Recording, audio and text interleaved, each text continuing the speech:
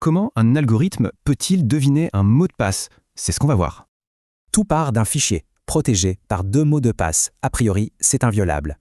Donc, un directeur financier prépare un rapport sensible.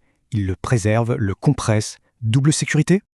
Bien sûr, le réseau de l'entreprise filtre tout. C'est pour la sécurité, mais... Le problème, un des administrateurs réseau est malveillant. Et c'est là que tout bascule. Il profite de son accès pour repérer le fichier et en faire une copie. Rien de plus simple. Mais attendez, le fichier est chiffré, non? Alors comment l'ouvrir? C'est ça la question.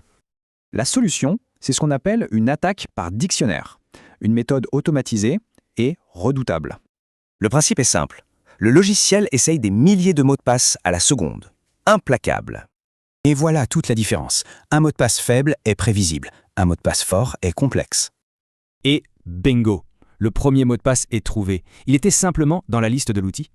Le deuxième mot de passe, pareil. Il est cassé presque aussi vite avec la même technique. Les conséquences sont terribles. Les données sont volées, le rapport vendu, l'entreprise est touchée de plein fouet. Mais alors, pourquoi c'était si facile? Qu'est-ce qui rend un mot de passe aussi vulnérable?